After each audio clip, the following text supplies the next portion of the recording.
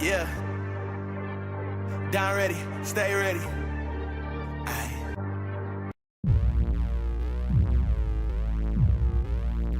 My girl strong like she Hulk. Yours go digging like she broke. My girl strong like she Hulk. Yours go digging like she broke. First class, shorty, she don't see coach. You can't stop her now, baby, go, she smoked. You can knock her down, she a real hero. When she fighting in the spirit, she go Debo. Ay.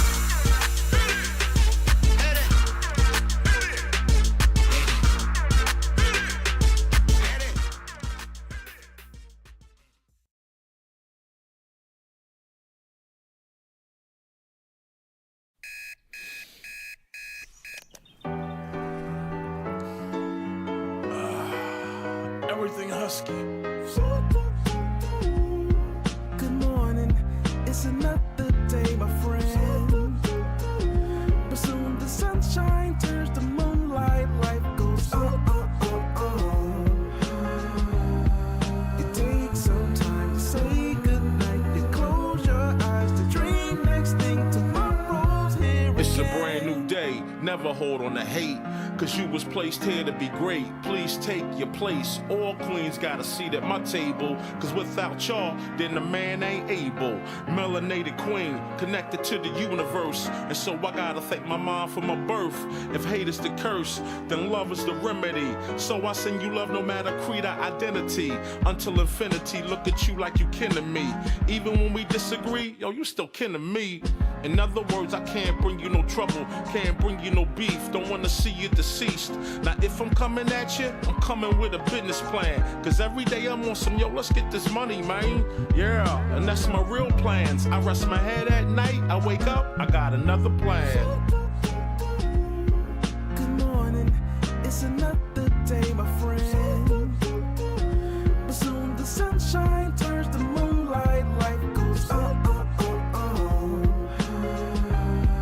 It takes some time to say goodnight. You close your eyes to dream next thing tomorrow's here again. It's a lot of high rappers tell me why we don't get money together, but we'll kill each other over whatever. Running down the freeway, we gonna own down. If Black Lives Matter, why we gonna own down? That's why they laugh and they think that we clowns. They hear what we say, but see how we get down. We gotta change that now, right now to be exact. Cause hurting that man's moms is not where it's at now. Old school, new school need to learn, yo. They put us in groups so they can make more dough. The young versus the old versus the young. Black versus white, you see the pattern, right? No unity, keep them all on some gutter-ish. This way they don't prosper and get rich. Yo, can't you see it's a trick? Just open your third eye and you'll see the full view of it. Now yo, what if the powers that be know that the real power lies within the people? That's us. And what if they using things like crayon colors, black and white, to separate the people?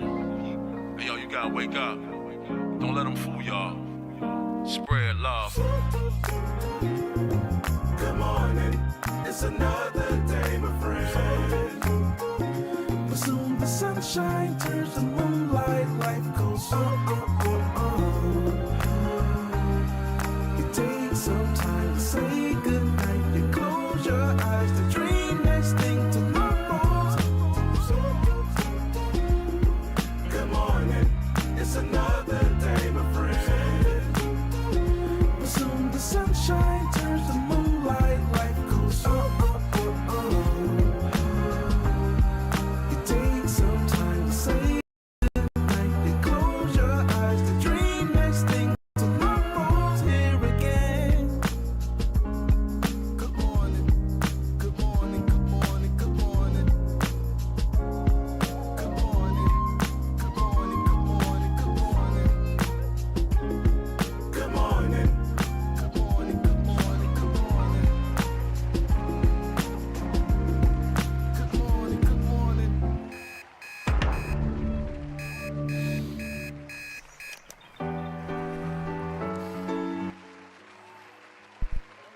All right, what is up, y'all? We're back in the building. You know what to do. Drop a 1 in the chat if you can hear me. and then you'll be able to drop a 1 in the chat if you can see me here in a second. I've got to share this video out and make sure everybody knows we are going live. How's everybody doing on this Thursday morning, man? We're gonna get into it here in just a second. Let me share this video out, because as y'all can see, we are on California time today. We're on Pacific Standard Time this morning. You know, there's always something going on over here over on the ClassE Beats YouTube channel. I think we should be good. Let's get into it. Let me see how we looking over there. Oh yeah, looking all crispy and clean on the screen. Welcome y'all. Welcome back to another YouTube live stream and another episode of the Music Morning Show. I'm your host, ClassE Beats of ClassEbeats.com. Today we've got some great stories for y'all. It's been a little bit of a slowdown with some of the things that were going on in the YSL trial, but we've got some interesting takes that we're going to hear from Lil Woody with everything that's going on. We're going to hear from Kayla Bumpus again. Shout out to Kayla and her lawyer, which was actually Gunna's lawyer. And we're going to get into that situation. And as well, we've have some new information about what happened with the Trump failed assassination attempt. So we're going to get into that in a second. But before we do, first of all, welcome y'all to the show. And I want to shout out everybody who's in the building too. Let me see who we got up in here. I saw some of y'all subscribing too before the show started. It's good to see everybody. We've got Mixed Chick Samantha is in here. She's a regular now. Shout out to Samantha. We got to see her on the music or on the Song of the Night live last night too. Lauren Robinson's in here. Oh, she's got Atlanta United in her profile pic. Shout out to all the my ATL natives up in here. Yeah, shout out to Lauren. You definitely got to be from the area. As many of y'all may or may not know, I am right here in Atlanta, right here in Fulton County, next to all the drama. So it's always good to see some other folks from Atlanta up in here. Appreciate you stopping by, Lauren. Also, we've got Time is in the building too. Shout out to Time. Says ClassE Beats and chat family. Stay healthy, blessed, balanced in life, focused and motivated every day. And remember, your health is your true wealth. God bless. Ooh, that's the kind of message we love over here. Shout out to Time. Speaking of an ATL native, we've got the amazing Amy up in the building. Always good to see her. We got K Cooper in here as well. Shout out to K Cooper, my fellow bag chaser over there. And shout out to my dog, Anton Daniels. Who else we have? We have 907 Good Eats is in the building as well. Good to see you. And then we got, who else is up here? Yeah, 907 Good Eats said, wow, I never knew that. Yes, I am right here in Fulton County paying taxes to Fannie Willis and Nathan Wade so they can go on vacation. Supporting this young thug trial, which has been an absolute sham. What else we got going on here? But there are some great things going on here too. Let me give a round of applause for Fulton County.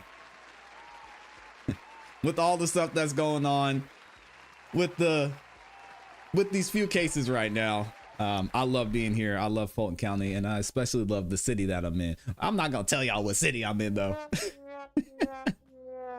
I'll let y'all figure that out for yourself. All right, we're gonna get into it here in a second. I don't have any announcements today other than that we're going to be live this afternoon around 1:30 p.m. Eastern Standard Time. We've got another live stream we'll be doing over on the BandLab Engineer channel. So if you're an artist or if you're just into music, you want to stop by, see some music reviews, or you want to check out some live mixing and mastering in BandLab, y'all can stop by the BandLab Engineer live stream later on today. All right, I think I got everybody in here. I saw Young Steppa was in here earlier as well. Good to see him.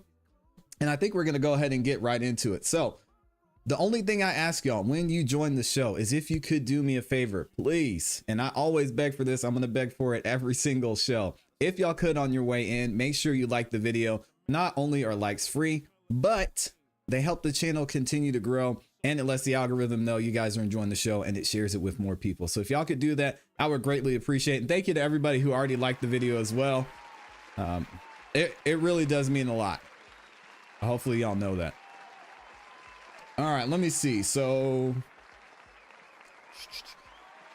we're going to go ahead and get started with our stories because we've got several of them to get to today. All right, so let's get this first one up here. We're going to go ahead and kick off the show talking about what's going on with my guy, the future president, Donald Trump. Y'all check this out. There's been some crazy stories that have been going on since we've got more information about everything that happened with the shooting. And thankfully, we have the internet age and there are cell phones and cameras and pictures everywhere. So it's going to be really hard to deny everything that's going on. But wait until y'all hear some of this information that just came out. Let me go ahead and switch over to the next screen and we'll go ahead and get into it. Oh, there he is. There's the young man. Shout out to young Stephen in here. Good to see you. All right, let's go ahead and get into it. We've got almost 300,000 people in here. Can we get to 150 likes? I don't even ask everybody to like the video. Can just half of y'all like the video? But really, all of y'all like the video, please. All right, here we go, y'all. So we're going to check out this video on Fox News, and they're going to give us a little insight into some of the breaking news and some of the things they're finding now that they've been able to take the time to understand who the shooter was and some of the things he had planned and some of the things he was possibly looking into as to the reason why he wanted to do this shooting in the first place. So y'all check this out. And thank you to Live Now from Fox for this great video. Let's see what Welcome back they to say. Live Now from Fox. I'm Austin West. Oh, I apologize. I had this on chipmunk mode, so we're going to fix that. Here we go. The Department of Homeland Security's Inspector General has opened an investigation into the Secret Service's handling of the security for former President Trump's rally that was held in Pennsylvania that resulted in an assassination attempt over the weekend. The agency says the objective of the probe is to evaluate the Secret Service's process for securing the campaign event, and it joins a long list of ongoing cases that the Inspector General's office is already pursuing. Yeah, and it's already looking bad. I mean, you have local law enforcement is even coming out and saying, "Hey, it wasn't our fault. It was Secret Service's fault." So there's, again, we talked about this before. I have a feeling that this is going to get blamed on local law enforcement, but a lot of the pieces are starting to fall together, and y'all will see some of the tension that's building even just during this investigation phase. President Biden had already directed an independent review of the security at the rally. Lots of questions do remain surrounding how the 20-year-old shooter managed to climb on top of a building and open fire. National security analyst Hal Kempfer joins us to break this down. Shout out As to always, Hal. Hal, thanks for coming on and helping us understand some of what we've been hearing. And there has been a lot coming out. I'm going to start with this from Jackie Heinrich. Senators held a half-hour conference call Wednesday with Secret Service Director Kimberly Cheadle and FBI Director Christopher Wray, and some new information did come from that meeting. Fox has learned that the senators were told that the shooter wrote on the gaming platform Steam that, quote, "July 13th will be my premiere. Watch as it unfolds," unquote. When investigating. Woo, that is scary. That's so scary. Now, obviously, nobody probably knew what that meant, but as y'all well know, we know what happened and what went down on July 13th. Further reviewed the laptop. They found a few searches in July of Trump, Biden, when is DNC convention, and July 13th Trump rally. Okay, so we're finally starting to hear a little bit about that digital footprint that you and I have been talking so much about. Hal, what do you make of the latest developments? Austin, I wasn't surprised. In fact, that they went to a gaming platform. I think they're going to find more there. I think we're going to hear more about that. That's a fact. You may recall Jack Teixeira, that airman that who released all that classified information, just a horrible breach of national security. Well, he was very active on a gaming platform. And of course, gaming platforms are extremely popular. Very, very popular with teens, people in their early 20s. Skip and ahead it a little may bit. be, as they dig into this, where we find the connections or maybe the motivation, if you will, that led him to do whatever he was doing. Clearly, more is coming out that he was a very troubled individual. He had a lot of problems. Was bullied a lot too. Emotional problems, among other things. But that doesn't normally drive someone to do something quite this heinous. Usually there's something else, and usually there's others who are kind of ramping them up in this direction. So the gaming platform thing, I think, was absolutely crucial in finding that he was bragging about doing something. And I'm thinking there was probably some other communication that went back to him that may have been part of what got him to that point. So, and I want to take a pause in this video too. Some of y'all may not be aware of what we're watching here. this is the aftermath of the shooting, and y'all could see the building where Mr. Crooks was posted up at, and also where allegedly the local law enforcement was using as kind of their headquarters. But either way, what we're watching here is the police and you see Secret Service trying to get access to this area. And it looks like they had some of this blocked off, but they weren't able to get into the fence. So they're having to take this car and ram it through the fence. It's wild. We're finding out more about that. So some more reporting that came out of that meeting earlier today. The New York Post reports that 10 minutes before Trump took the stage, the Secret Service was warned about the shooter and designated him as a threat. The Post also says that the agency was warned that there was a character of suspicion on the grounds more than an hour before the shooting. Hal, you're no stranger to security operations like this. When you try to put yourself in the officer's shoes that day, what could possibly lead to the type of behavior we're talking about here? Behavior that, to many Americans, seems so careless. And as we're going to hear, not only did they notice him more than an hour before, but you'll actually see that they identified him as a possible threat. So they had been watching him this entire time, which is sad. Y'all can even look at this video. Check this out, and shout out to Colin again for posting this one.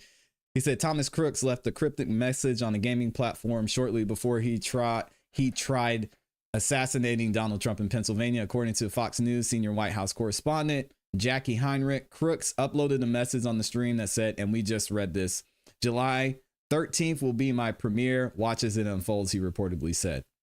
Investigators reportedly found searches on Crooks' laptop, including Trump, Biden, when is DNC convention, and July 13th Trump rally. FBI says they still have found no evidence of a particular ideology. Now, this video is crazy. So this video is from 1 hour before the shooting, and you can see him walking around. Look at this. I can't even believe this is real at this point. And people saw him.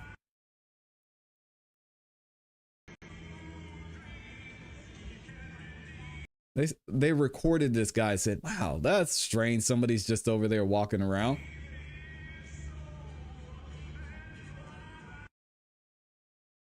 And then y'all know we saw this video on the last live stream, in the last video we did about this. This is him crawling up on the roof, getting set up.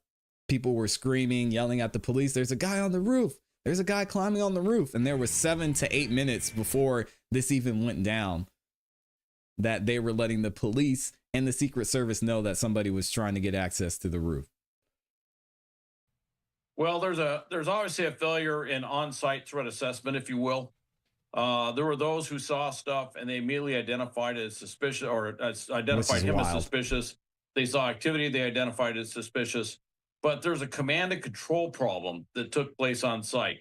If you look at the timeline, there are reports out that they had identified him as acting suspiciously and were looking for him for about an hour before this thing. And they lost sight of him, didn't know where he was. Obviously, he was maneuvering around trying to do stuff, but he actually... How do you lose sight of somebody who is in an area that they're not supposed to be in? Why wouldn't you radio someone to say, hey, go check this person out, get him out of there? This is looking bad from every angle. Walked up to the magnetometers and he had a rangefinder. It's not a weapon, but a rangefinder is something that you use to figure out, as it sounds, the range. It's something that a sniper or a shooter would use to figure out range. They thought that was very strange. They reportedly, they had pictures, and then he disappeared. And then he eventually made his way up to that roof, got up there, and the first time they spotted him, apparently he had the rangefinder in his hand. Okay. Give me a second. And if you're doing long rifle shooting, that's probably because you're adjusting your weapon, your sights, or your optics for the particular range you're going to be shooting on. Now, if you look at how the shot, it's okay. All right. So let's just refresh here, and kind of evaluate what Mr. Kemper is saying. So basically what he's saying is an hour before the shooting took place, people saw him. He was identified by the local police. They knew he was there. They thought it was strange, and he was identified as a possible threat. So they were watching him. I don't know what that means. They were watching him. So they were looking at him. Somebody was keeping an eye on him, and then they lost sight of him. Then he appears again, and he has a rangefinder, which is used, as some of y'all may know, by a spotter, or if you're shooting a long range weapon, you use it to gauge and adjust and be able to adjust your own scope on your weapon, right? So they see him looking around with this rangefinder, and then they lose him again. And then the next time they see him, he's getting up on the roof, and he has the rangefinder again. I mean, at what point do we just take this guy down and get him out of there? This is amazing to me. Even local law enforcement should know that. It was a fairly precise shot. I watched slow motion of Donald Trump's head turning, and frankly, that was just pure luck that he happened to turn his head ever so slightly right before the round went off, and it. Yeah, and I have a video of that too. If y'all want to see the slow motion of this is crazy. So what they did is they took this from the perspective of the shooter. And shout out to Mario for posting this. He said, new footage shows Trump dodged perfectly aimed shot. Close-up footage reveals Thomas Crook's shot was perfectly centered on Trump's head.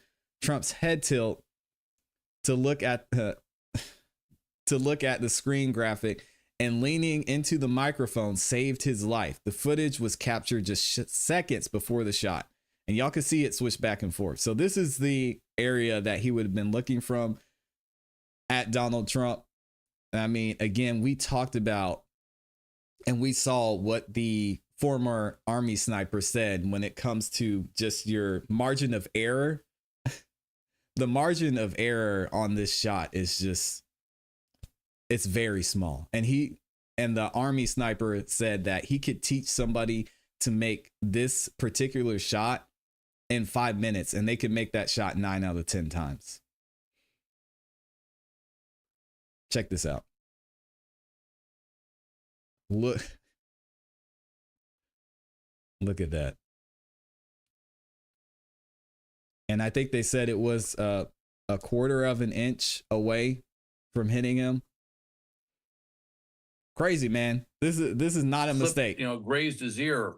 If he had been turned, if he was where he was just a split second before, that round would have gone, basically into the back of his skull. So he basically, it was something where even if he was a poor shot, and of course there's rumors or there's stories that when he was in high school couldn't make the shooting team, all of that aside, there was that was one of those things where he was actually very well prepared for employing that type of a weapon and what he was doing.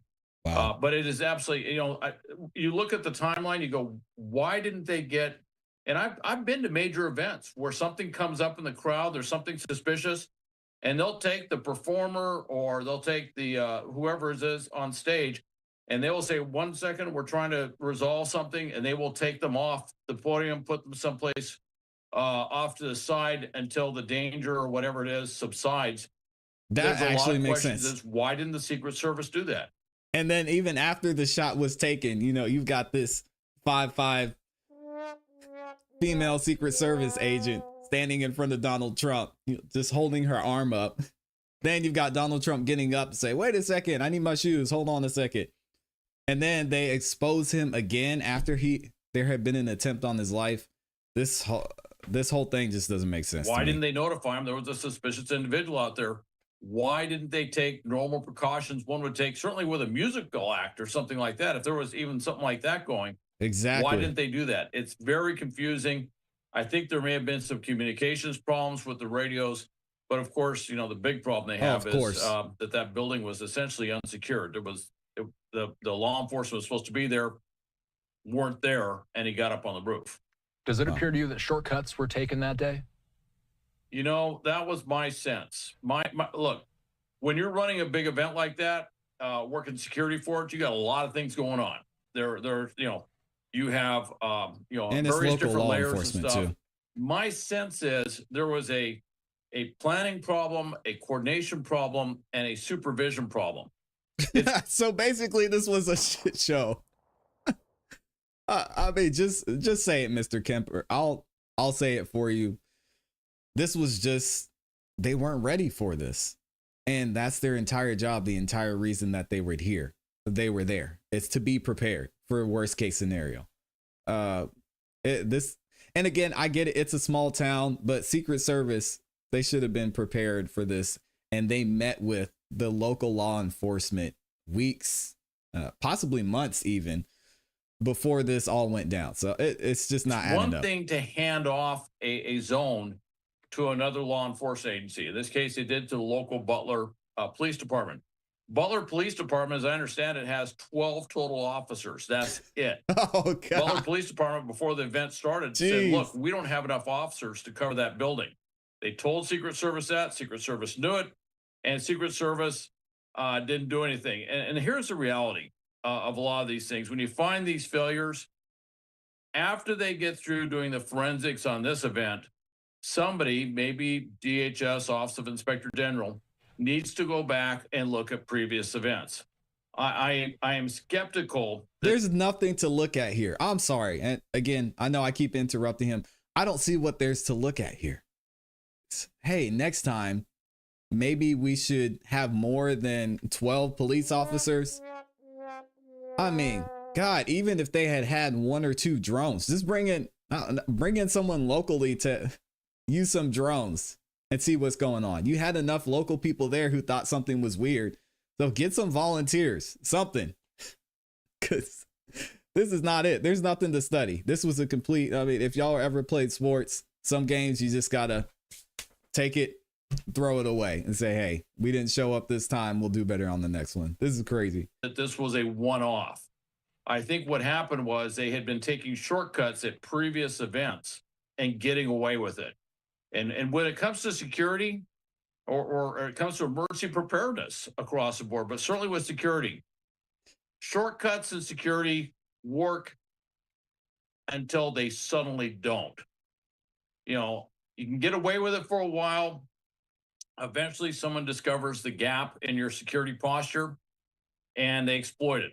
And then all of a sudden, in a very dramatic fashion, everything you did failed. And that's what the Secret Service is dealing with now. And it would kind of make me want to look at everything the Secret Service is protecting at this point. I would probably, when I get done with all this is crazy. If I was inspecting this or investigating this, I would start looking at the White House. I'd start looking at Camp David. I'd be looking. Ooh. Yeah, you better tighten up. Y'all saw Donald Trump's security. We showed a video of it yesterday. Y'all saw his security detail now. I mean, he's got some NBA players as his security detail, and they're pushing probably 250, 300 pounds. So I wouldn't worry about him moving forward, but we're going to get into some of the other things that are happening surrounding the Republican National Convention too. Shortly. Everywhere. I'd be looking at the procedures around Air Force One for that matter, because this was a glaring gap, and it tells me there's a command and control, there's a planning problem, there's a coordination problem with outside agencies going on with Secret Service that they need to address. I know you've been following this Iran situation. Iran has rejected accusations regarding plots to assassinate former President Trump, the state-run IRNA news agency reported on Wednesday.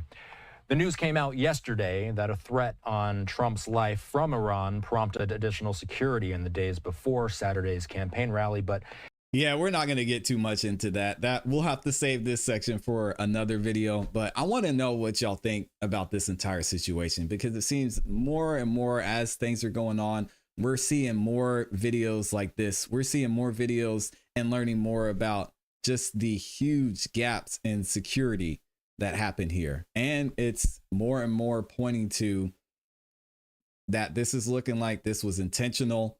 If you know well in advance, months in advance, that they only have 12 police officers. 12 police officers. I mean, just get a drone out there. Think of what even a drone could have done. They could have had the drone tracking this guy who was wondering. They wouldn't have lost him So I don't know. Y'all share your thoughts with me. What do you think? Who do you think's responsible? Are we going to hear more information about some of the lapses in security? Crazy, man. Absolutely crazy. Let me see what y'all are saying in the chat too. Also, I forgot to mention this at the beginning of the show. If y'all want to call in, you do have the opportunity to call in. The link to call in is in the description and also in the pinned comment in the chat. Y'all can call in, share your thoughts. If you got smoke for me, if you disagree with something, even if you just want to share, we're not going to have an intense debate here. I really just want to hear what y'all's thoughts are and your opinions as well. All right, let me see what we got in the chat. We had a couple more people who stopped by too. My dog CG Beats is in the building. We got Jaden Lights up in here. He's looking for music reviews. We'll be doing those at 1:30. All right. And then Jenny D is back in here too. Appreciate you for stopping back by, Jenny D. Already said what's up to K Cooper. Boss is back in here as well. Always good to see Boss. Says it's so obviously a cluster that it can't be accidental. There's no way.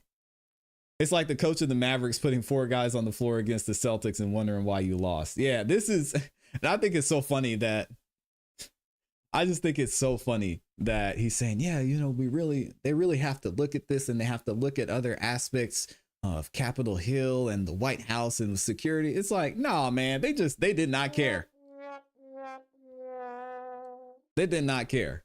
And clearly Trump's team had made preparation and had tried to get more security for this, but obviously Secret Service, I mean, they didn't do their part. So this is one you just got to throw away and say, hey, y'all, next time, can we actually just show up and do our job? You don't need to study what actually happened, in my opinion. It's wild, man. Kristen Vasquez is back in here, says, sorry, I've been running in, but unable to respond to anything. Driving like a mad woman getting home. Hey, be safe out there, Kristen. Just be safe. That's all we ask for. Mixed Chick Samantha says, why is no one talking about the explosives he had in his car that he drove to the rally, or is that not true? I was going to mention that today. I actually have a picture. We'll probably talk about it later. But it's funny that you mentioned that because he did have a transmitter allegedly in his hand and near the area where he actually was shooting from. So it's looking like something maybe was about to go down. Again, this is from Mario. It says, breaking, Trump shooter had a transmitter with him on the roof. Photos of a cell phone and a transmitter found next to Thomas Crook's body, the shooter in the Trump assassination attempt. Crooks had explosives in his car. Crooks was on the roof for less than 7 minutes before being confronted by the police. Law enforcement sources contradict the Secret Service, detailing a lack of local police presence in the building. So there's a reason it's not being talked about, and they're probably still investigating this device. If I had to guess,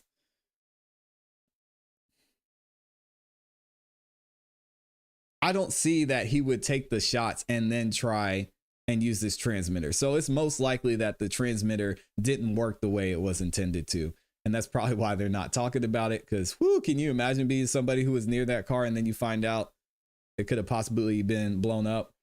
So we'll get to that a little bit later though. But yeah, there's a reason they're not talking about it. Amy says Fox News reported that they changed him from suspicious to a threat 10 minutes before Trump got on stage. This keeps getting crazier. Yeah, it really does. And Kristen says Secret Service failed 100%. This kid, he was a grown butt man who made a dumb decision and then he paid for it. This kid can't be that smart to get away with any of this. I agree. And we've got some information. I'm waiting.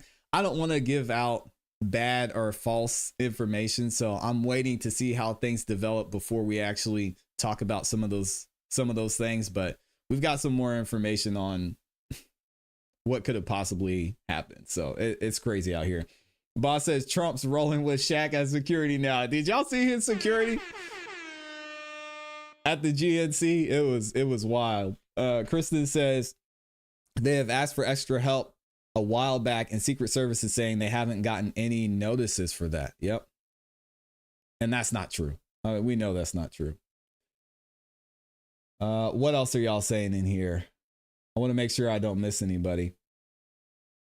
Krista says 12 officers in an outdoor setting makes no sense. I mean, one drone could have prevented a lot of this. Or again, as I said, we don't even need to go that far. Just you guys do your job. Make sure the area is secure. And if somebody's suspicious, knowing that you don't have the resources, just get him out of there. Say, hey, sir, you can't be here.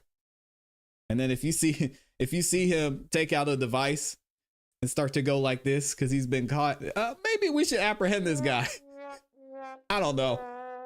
It's still sad though for the family that lost their father and a husband. We got to think about that too. There's a man who lost his life here as well. So it's just sad, man.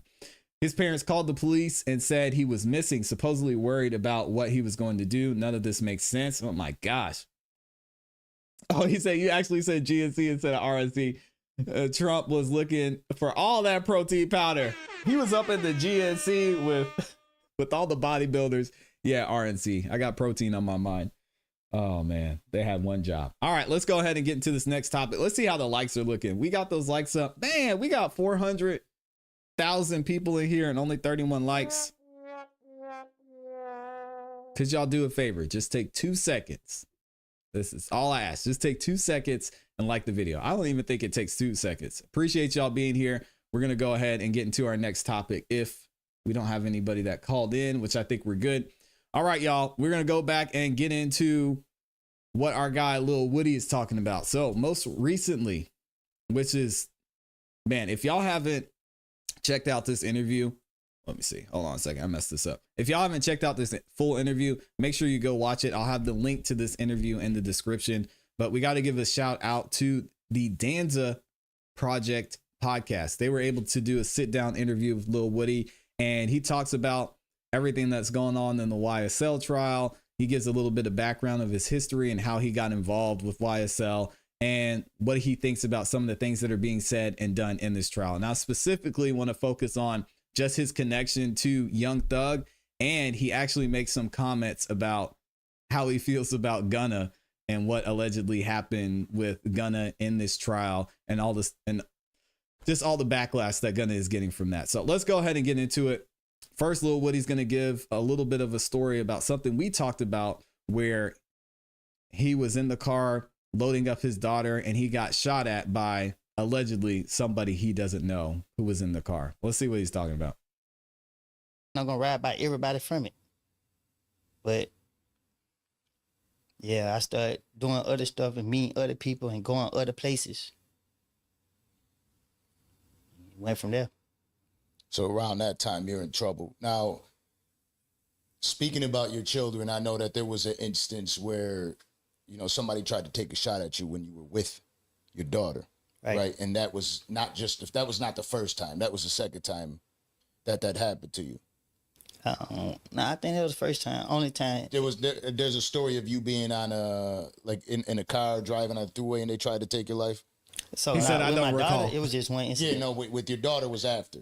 But what I was saying is that happened to you with your daughter around, and it's happened to you prior with just you, where somebody has tried to attempt to take your life. Right. So when that occurred, that was how much longer before the incident with your daughter the first time? Oh, this was like every day. Because they thought I was going to be scared. I ain't backing down. That's the last thing I'm going to do, call me scary. So, when certain stuff took place, I had everybody telling me, just lay low, just chill. I ain't chilling while nobody doing that to my people. You know what I mean? But I was forced to because of certain stuff. But yeah, I came back out. And I poked my chest all the way out. And the police, they want to target me. But they don't care about what nobody do to me. They just want to sit there and figure out how they gonna get me off the street. And I fell for it. I tricked myself. I ain't gonna blame nobody else. So it's hard, man. It's hard to change those habits. And Lil Woody goes on to talk about that. But he was put in all these situations. We know the district attorney's office have been building this case on YSL for a long time. So they knew they had to watch Lil Woody, stay close to him. And a lot of these things happen. Could they have been avoided? In his defense, I don't know. Just because they knew they had to call him as their key witness just to get the biggest. I mean, this is the biggest part of the RICO case that would have put Thug away for a long time. So they knew they needed Woody. They had to watch him. They couldn't let him get in trouble. I ain't gonna blame nobody else. So they tried to take you out in retaliation. Nah, man. Taking somebody out, it's not hard. Just pull up and do them, especially somebody like me. I'm on the block. I'm out there. People ride by like, this man standing. Yes, I'm standing right here. Woody say he's banging. So, all right, Woody. That was when I was on that timing. You feel me? Like, because if I had a problem with you, you stand on that block. I know. I ain't trying to go back and forth. Yeah, you take care of your business right from the jump. Now, that was all because of the YFN Lucci beginning? Nah, I'm just speaking in general. Did they, because I know that they accused you of doing it, so you had those threats on your life. Atlanta accused me. Yeah. See, that's why I don't care for it. When certain stuff happened, everybody in Atlanta was like, Woody did it. I'm like, okay, well, just do something to me about it. You know what I mean? And that's not the point, though. I hear, I can't speak on it. So yeah, I imagine. But when that occurred and your daughter was present, did that change the way you looked at like puffing your chest out and being out in public? Do you feel like that made you be a little bit more protective because she was there with you? I was already protective. I mean, I am who I am. So, when I walked out the house and I seen the car, I'm aware of my surroundings. I'm pretty sure you know that from how I came here. Yeah. I'm a peep the scene out. I'm gonna watch everything moving as best as I can. And if I got people with me, I'm gonna make them watch too. Yeah, so when I came out the house, I looked to the left and see the cars. Like, don't play with me. Y'all playing just sitting right here at the stop sign. But I was just praying to God that, I could have did what I wanted to do. I just didn't want it to be no innocent people. And when I seen there were no innocent people, I showed them that, hey, man, don't play with me. I mean, y'all ain't coming to handle business. Don't play with me. Shot their ass up. You know what I mean? And he did. So if y'all remember the story, basically what happened is, after everything went down with Big Nut was lost his life. They allegedly met after that. Lil Woody went to meet everyone who was allegedly, I say allegedly a lot, allegedly involved in that entire situation. Then later on, Lil Woody's at his house. He's loading his daughter into the car. He's there with his baby mama, and he sees a car, and he looks and sees a car at a stop sign. And then he knows something's about to go down. But as he said, he was praying that, hey, hopefully it doesn't happen. So he was ready to go, locked and loaded, puts his daughter in the car, and then the car pulls up. They start shooting. Now, what happened is Lil Woody started shooting back. And not only did he hit a couple of the people in the car, but he actually shot the gun of the people who were shooting at him. So he basically disabled the gun. Like, they weren't able to use it anymore. Then the police got out there pretty quick. They talked to Lil Woody, and that's when they brought him in for questioning. We saw some of those interrogation pieces that we saw from Lil Woody going forward. So just a tough situation for him to be in. And I mean, having to live like that, looking over your shoulder all the time, it's something that comes with the territory. You hear him. He's standing on business. He said, I'm going to have to do what I got to do. But let's go ahead. We're going to skip forward into this interview. And again, I'll have the link to this interview in the description if y'all want to check out the full thing. This is where Lil Woody starts to talk about the YSL trial and kind of everything that's happening and has happened so far. So we're going to go to the 2740 mark. There we go. I'm holding for years. It's not reciprocated. Right. So I'm over here about to die for you. Your reward. So you imagine. Obviously, we got a separation from the streets and to the music industry, right? And in the music industry, there was YSL in the music life. And then obviously, I think that everyone has always thought if you're part of some label that you all got to be cool, right? Everybody's got to be cool in every label. I always thought about this with G Unit. There was 50 Cent, Lloyd Banks, Yayo. They had Young Buck. They had Game come up there. But 50 Cent was always loyal to the people that he fucked with. Right. You know what I mean? It wasn't about like it's okay, yeah, this person rapped with me, but that's that. We just made music together. We're seeing it now with this whole Drake Kendrick beef, right? You're seeing like, oh, I thought they were cool, or I thought they were cool. Is that something that initially you were victim to, thinking that it's all family if you were in that music with them? Say that again. Did you fall victim to that, thinking it's all family when you first started making music with them? Come on, No, Woody. I didn't make music with YSL. I made music with my uncle and his friend. And thing went out again. No, she's got to pull it a little closer. Okay, yeah, I made music with my uncle and his friend. Yeah, which is interesting. I think a lot of people don't know this. They think he was YSL, record label YSL, but look, you can see Lil Woody was there for different reasons. Let's just put it that way. So he was making music on his own. Obviously, he was taking some advice. He was in the studio. He was riding with Thug. He talks about that a little bit later. But yeah, he wasn't even making music with YSL. So I seen people that I knew that was on the YSL label. I did a song with a few of them. I did a song with Key. I did a song with Umfunk, but we never put it out. Due to COVID came and whatever other reasons, I don't know. I think Umfunk is Young Thug's nephew, I believe. Yeah. So you Don't quote did me on that. when you got into the music, was there ever any point where you're like, all right, cool, I got this, I'm gonna just slide out of the rest of the shit? That's the whole I was point. me. So, a lot of people, started liking me. I used to send a lot of my music to different people that I knew, and they just like it, but they just like keep going, keep working. But, when COVID hit, it was like studios started shutting down, and I've been in the streets. The studio was a distraction from the streets. So when they hit me with COVID, I was back slinging. I was back in the street. Yeah. So, gotta go back to what I know. Yeah, hell yeah. I mean, that's COVID fucked up things for a lot of people, and sometimes in positive ways, right? Sometimes it made people chill the fuck out a little bit, but for a lot of people, you still. Yeah, and I think people underestimate how much of an escape music is for some people. If you can keep some folks busy and just not have the time to be in the streets and be doing the things they were doing before, you could really end up saving some folks. That's when I see the young kids in here. There's a young kid that I work with and helping him with his music, and I see some of the things that he's dealing with and some of the things he talks about. I'm like, man, if you could just stay focused on this music. He's so good at what he does, and I understand and I get the escape that this is for a lot of people, because you get that time on your hands, and sometimes, especially if you've been reckless before, you go back to what you were doing. Still had to go out and get it and find a way to survive. Most people had to find a way to survive, which is who the fuck didn't. I mean, if you have things that you care for, things that you got aspirations for, you're gonna go out and get it regardless by any means. Bills, player. Right. That bills kept coming in. I like money. I like to have a lot of money in my pocket. Yeah, me too.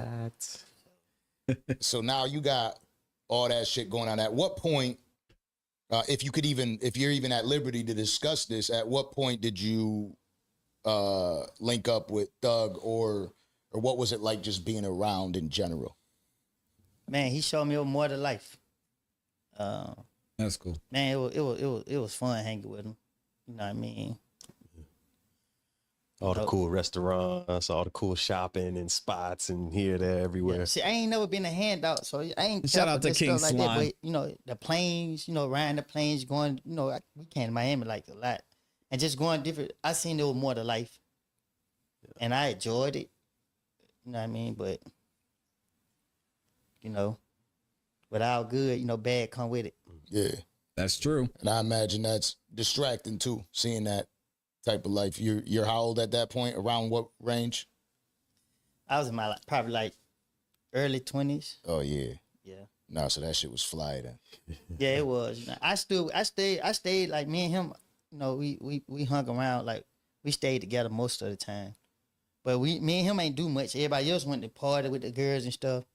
But my only concern was us getting back home. I ain't care about nothing else. Yeah, I'm surprised you say that too, because partying with everybody that be coming out Miami and partying with the girls, they usually all go. You know what I'm saying? Because they got a whole lot of them out here. And be without them, I ain't care for this stuff. I'm gonna skip ahead a little bit. Tough. You just take on the role like shit. Y'all slacking. I ain't slacking. I'm gonna watch for y'all. Yeah. Like y'all go ahead. And, Actually, I enjoy myself just the excitement of riding on the plane. yeah. You know what I'm saying? Being around certain people. You know, even though I was around a lot of people, I folded my arm and didn't smile. You know what I mean? But just to see that they knew me by name, I was like, oh wow. Cool. So was it too much? Because you say like there was the good and the bad, obviously. Was it too much for you like to deal with all that shit? No, it wasn't. I just removed myself from it. You know what I mean? But, you know, when the bad come, I go into the shadow. But, you know, I couldn't go into the shadow because so many people thought they knew who I was and what I was doing. They try to keep me in the light. And then, you know, the police, they listen to people's music and, you know, try to piece stuff together through music. Well, I mean, that's not completely true. And I just to call it out, because we've heard testimony from Lil Woody and seen where he's talked about, you know, he was feeling nervous and he was anxious about some of the things that were going on. And he was kind of getting the cold shoulder from Young Thug. And people were saying, hey, man, you might want to check in with Thug because it seems like there's something going on there. You might be in danger. And he said he went to Thug. He's like, hey, man, I'm hearing something's going on here. Are we cool? And Thug said, yeah, we cool. It's all good. So, I mean, I don't know if it was a intentional thing for him to be removed, but it seemed like there were some situations where it wasn't his choice. And they go to targeting you. You know how they go. That's when the bad came. They kept locking me up. I was going to jail. I was going to jail every time I came outside, man. Yeah, and we talked about that too. Got anybody. And they also asked him later on in the interview about talking to Young Thug and what their relationship is like. I want to play this clip that DJ Academics posted because I thought this was interesting too. This was tough. You just let me know if it's allowed or not. If you had an opportunity to say something to Thug, what would you say to him? Get on your knees and pray. God has the last say so. God has all the power. Nobody have more power than God. No matter what corruption is going on, no matter who think they have this amount of power, God has it. And it took me a lot to realize that. I prayed, but I had doubt. Once you remove all doubt and you talk to God, God will give you what you want. Is it tough to get to that space? It's only tough when you ain't serious. When you're serious about it, it'll happen just like this.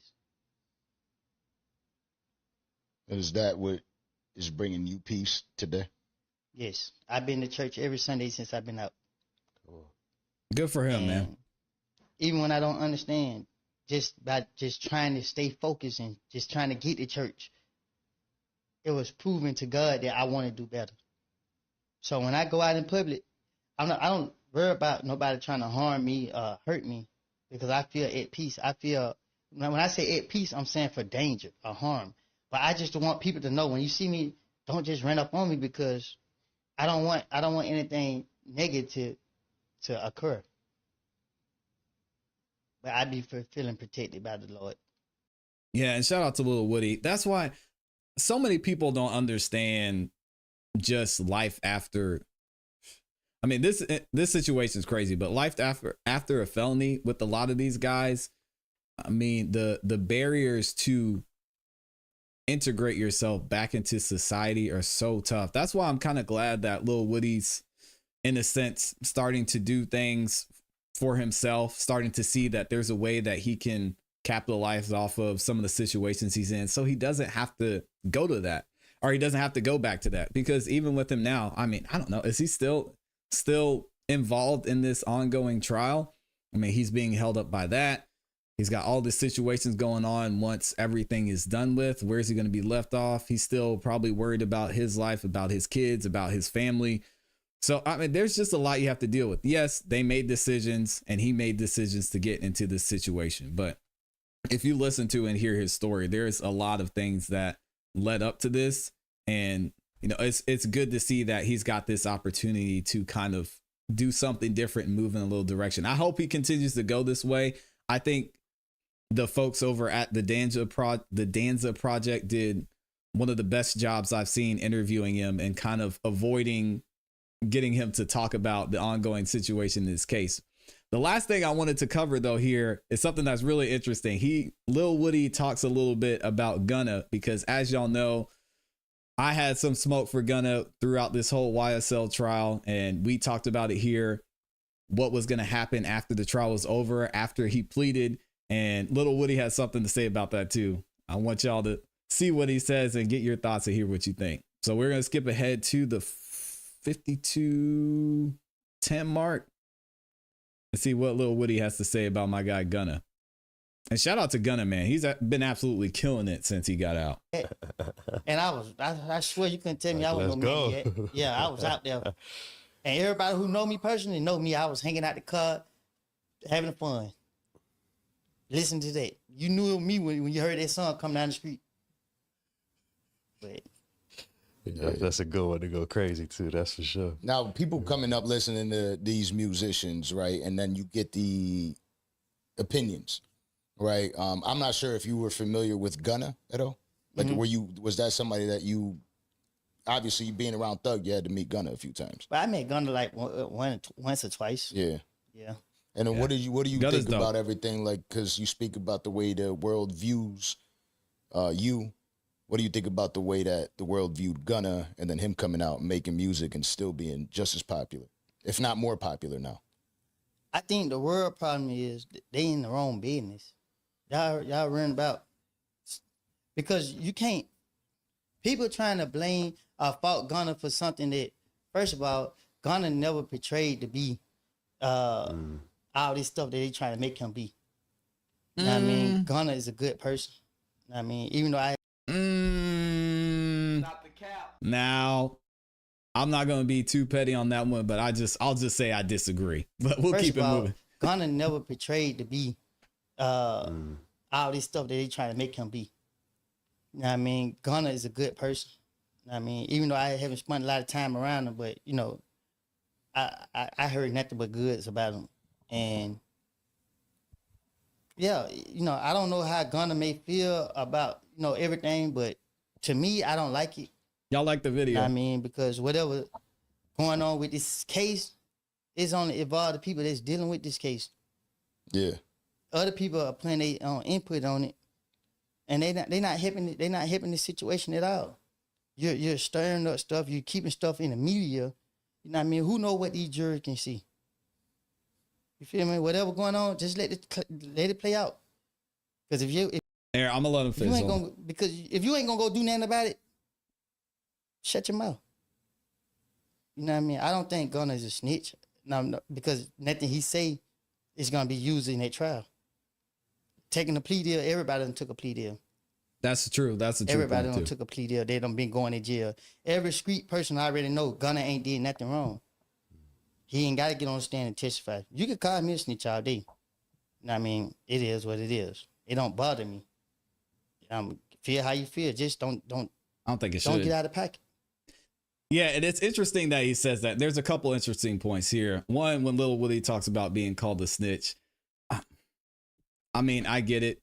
I'm glad that he doesn't let it bother him, but it is what it is. If it weren't for his testimonies in the past, I mean, we can pretty well say that none of this, what's going on with Big Nut, would have happened. And even the ADAs mentioned that, hey, without Lil Woody's testimony, without Lil Woody, no one would even be here.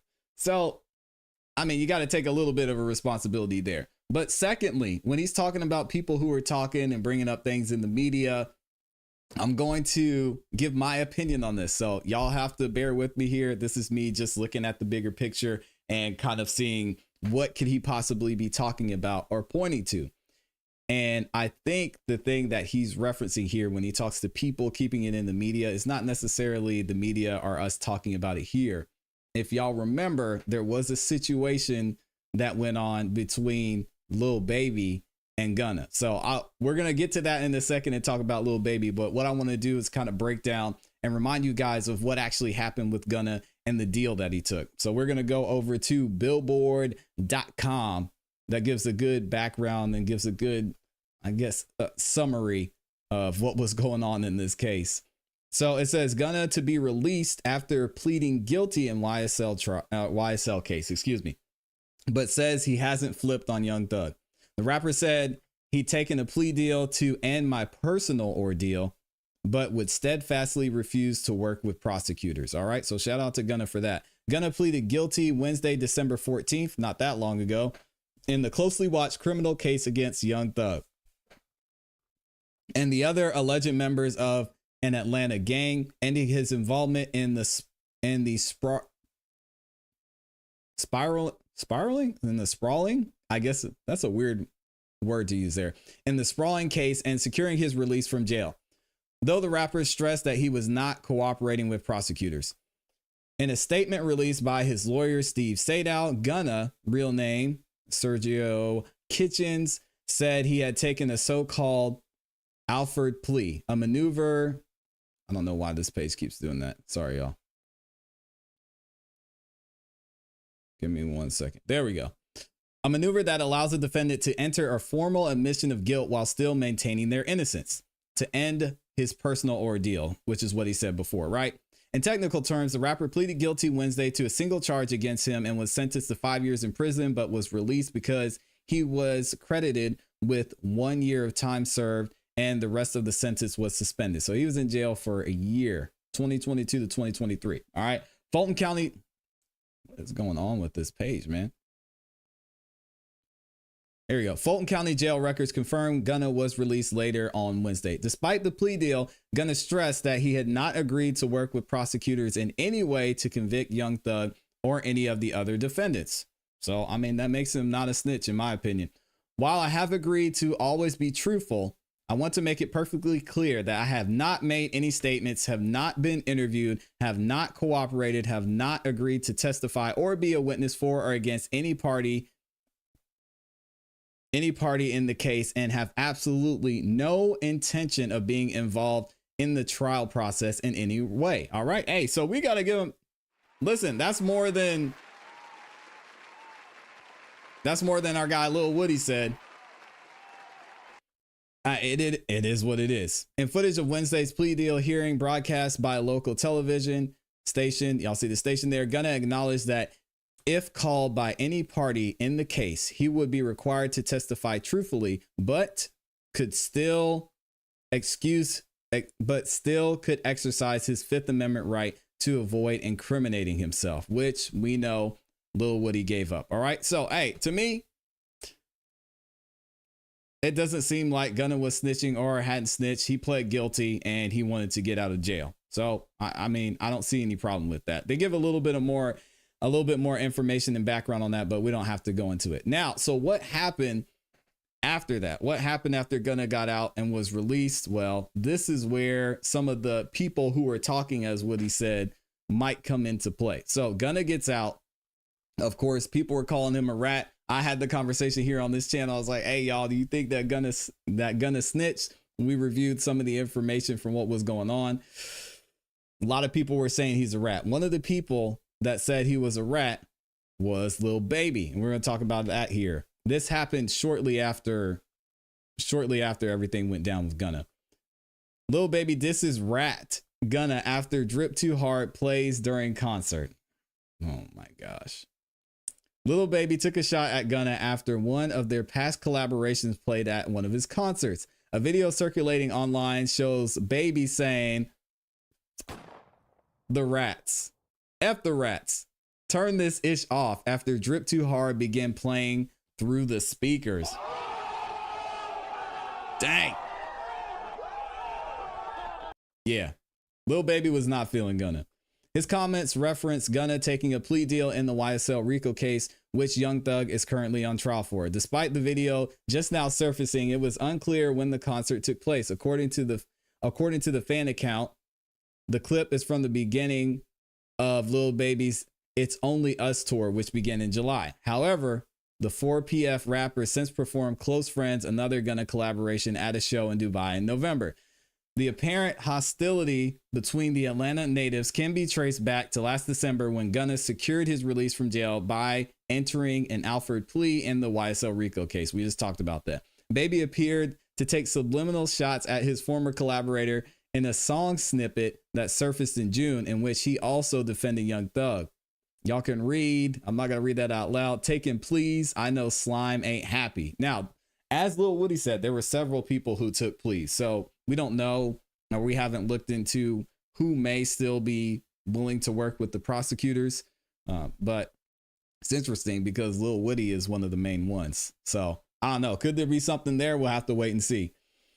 Earlier this month, Gunna seemingly took aim at Baby himself on Bread and Butter, his first song since being released from jail. Peepin' ish, I'm seeing ninjas fall back. You BA ninjas got me as the topic of the chat.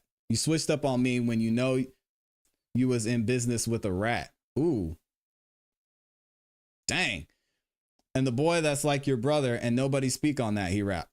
And then he goes on in the next verse too. However, Gunna later shut down speculation that he was addressing Lil Baby, saying that's cap. I'm just letting the world hear my story. So I don't know about that one. I don't know about that one. We'll have to see what happened. But there's another interesting thing that happened right after this. And shout out, some of y'all mentioned it. Shout out to Infamous Sylvia. I will leave a link to this video in the description. So she actually had a conversation with Gunna's father. And this is what he had to say about what Lil Baby said. How do you feel about Lil Baby throwing shots at Gunna for his plea deal? For his plea. He need to shut the fuck up. Cause he don't know what's going on. You know, he's going off of what he heard. Ask Lil Baby, have he ever came to a court date? Oh, okay. Dang. See, that's what I want y'all to ask these goddamn rappers and these bloggers with this whole snitch shit. Shout out to Big Jeff. Big Jeff was not having it. He spoke out directly. And it's funny because as y'all see, as we read the lyrics from Bread and Butter, you know, rappers, they're not going to, unless it's a Drake versus Kendrick situation, they're usually not going to name names. It's funny how they sneak this. And then Big Jeff came out here and he said, no, f that dude.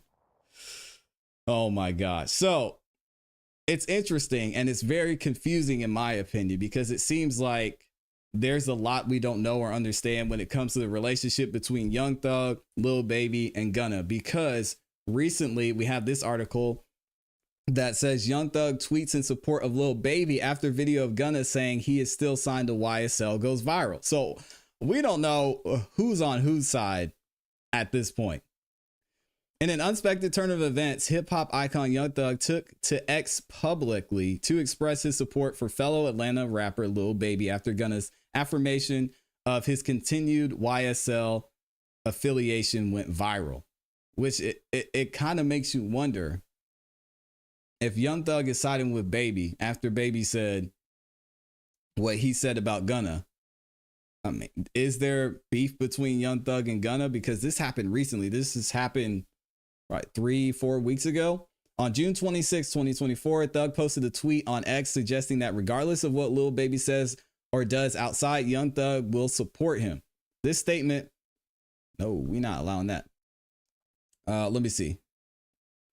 This statement follows a recent viral video featuring Gunna, another prominent artist under the YSL record label, posted by Complex on X, in which he reaffirms his commitment to the YSL family after his release from jail.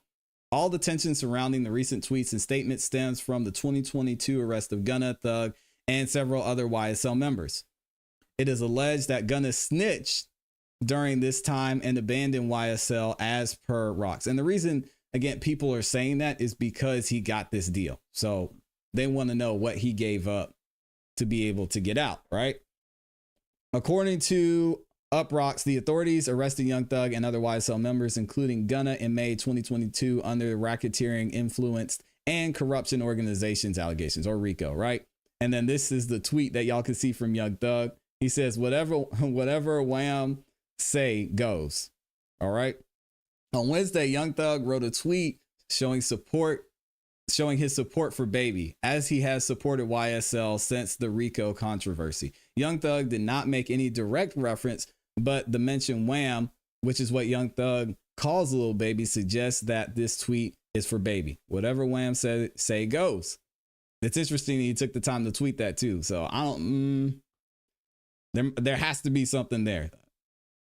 In an interview with the XXL in October, Baby shed light on his relationship with Young Thug, suggesting that he is not just his hip hop friend, but a personal friend. He's not like one of my rap friends. He's one of my personal friends. We actually talk on the phone, or if we're in the same city, like one of the guys that I pull up on. Thug's tweet came after a video of Gunna on June 26, 2024, discussing his loyalty to YSL despite recent speculation and rumors suggested potential rifts within the label. And Thug hasn't come out and said anything about Gunna, which to me is like, man, it's like looking like Gunna might be on the outside, just like we thought. It is known for whom the video was. It is unknown, for whom the video was recorded, but a 17-second video clip, Gunna asserted he's still signed to YSL and there are no changes made to the paperwork. I'm still signed to YSL. I'm still providing. We still pushing. No paperwork has been changed. So it's like, whatever. What does it say? So it's like whatever's been getting and how we've been pushing this ish, it's still going. Gunna shared similar feelings for YSL and Young Thug in an interview with XXL on April 15th, 2024. He said, "It's the same. It's love always. Our relationship is our relationship. I talked to maybe 2 or 3 of those guys. I talked to them on the phone. Yeah, peacefully." Dang. I don't know, y'all, cause this one right here. How do you feel about Lil Baby throwing shots at Gunna for his plea deal? For his plea. He need to shut the fuck up, cause he don't know what's going on. You know, he's going off of what he heard. Ask Lil Baby, have you ever came to a court date?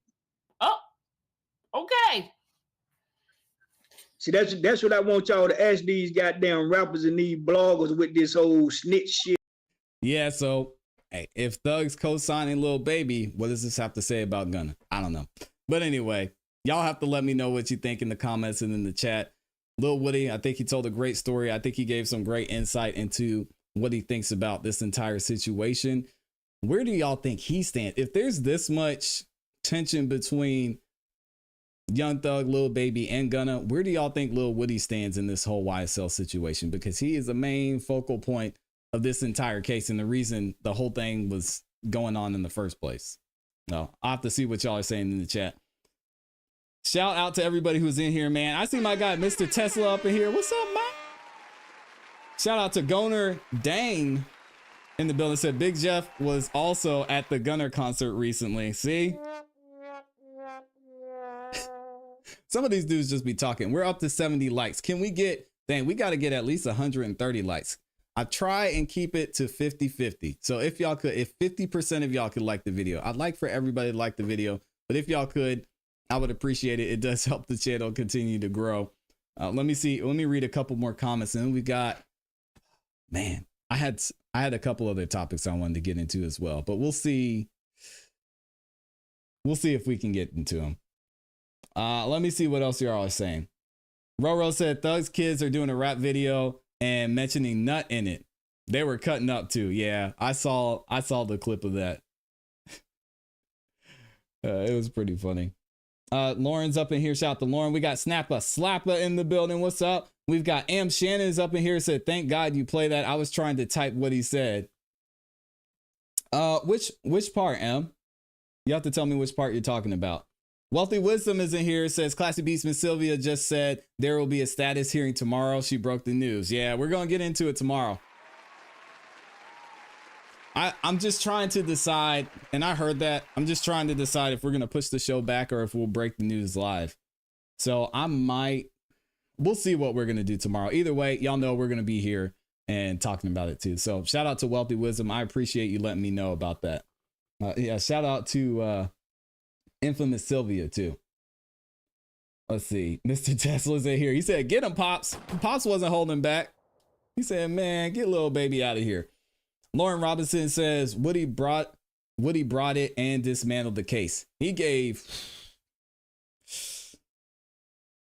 was talking a lot to the police, man. How else could you look at that? I don't know how else you could look at that. And I mean, I get it. I understand what Woody was going through. But there's no other way to look at that. And you have the ADA saying, wow, thank God for Woody, because if it wasn't for Woody, we would be in trouble. So shout out to Lauren. I love that Atlanta United profile pic too. That's dope. He said, yeah, he's standing on business, Big Jeff. Yeah, don't mess with Big Jeff, man. If Big Jeff don't trust you, you know what's gonna happen. Roro says, yes, Woody said Whitaker was a godsend and is one of his past cases too, I believe. Yeah, we talked about it on this channel as well. 330 Ohio is in here, says, I just read that Judge Whitaker will be holding a conference tomorrow at 11:30 to discuss going forward in the case per Thugger Daily. Yeah, and shout out to Thugger Daily, absolutely killing it when it comes to covering this case. I'm gonna go ahead and look that up real quick. So if it's taking place at 11:30, we should be able to actually report on it live. So maybe we'll just do that. What is Thugger Daily saying? Thugger Daily says, Judge Whitaker is holding a status conference for the YSL case tomorrow at 11:30. The purpose of the conference is to determine next steps in the case. Yeah, I told y'all, I think she's going to stay on this one and everything's just going to get, she's going to throw it up on out of there. That's my thoughts anyway. I always love seeing what the comments are saying. Don't they have to start trial from the beginning? All of Glanville's rulings are tainted. Yeah, they don't have to. They were talking about even if they go back to June 10th, or even if they just go back to June 10th, when the ex parte hearing took place, they still have so many things they would have to unwind. And we talked about that in another video. Yeah, shout out to Thugger Daily, live streamed, and Thugger Daily says media is alerted. I don't see a reason it won't be live streamed, but not confirmed yet. I wonder where it's going to be. Should I go down there? Should I go down to and figure out where Judge Whitaker is going to be at and just report on it? That would be kind of fun, actually. Maybe I should do that.